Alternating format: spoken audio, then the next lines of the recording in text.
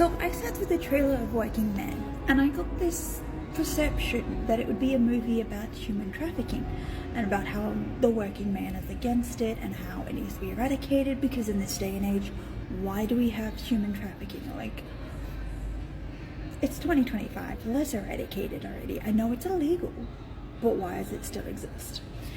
But when you sit down and watch the actual movie, it's not really about human trafficking. It's about the protection of found family. It feels like 2, maybe 3 different movies in one. And with the soundtrack, it makes you feel as if you're watching any other movie. There were times when I listened to the score where I sat there going, is this Harry Potter? Is this Disney? Like, what are these very innocent, almost wholesome scores doing in a movie like this? Jason Statham plays a working man, a construction man who has like a hidden identity of a former military operative. On construction site, one of his co-workers gets manhandled by some randoms. Which at first you sit there going, okay, so there's going to be something in this, but it's not touched again. Then you get the kidnapping of the boss's daughter, and our focus becomes on her. And it kind of tiptoes the line into human trafficking, but it's really blurry. It becomes about drugs and the balance it has within the Russian community. Now, we already know, I want to say, the stereotypes of Russians, how generations of Russians are known for being, well, tough guys. This gives you different layering, which I've noticed in recent years. The way that Russian men are played out is definitely a generational jump.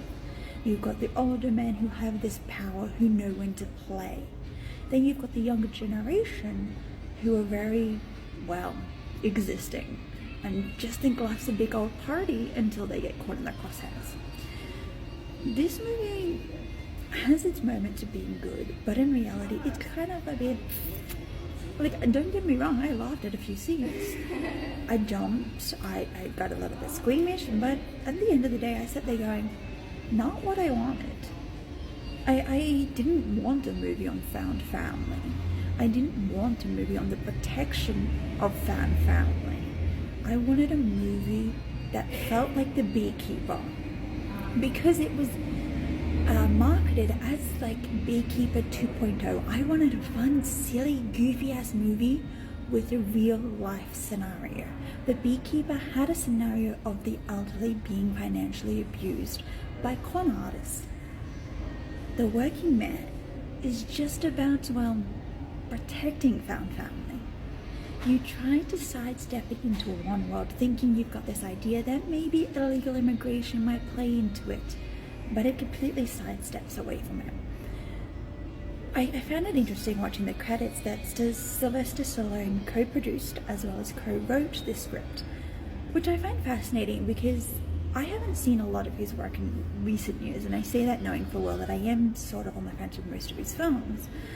But with a film like this, it's obviously keen to keep it working. Jason Statham, David Ayers, and of course anybody else who wants to work on a film like this.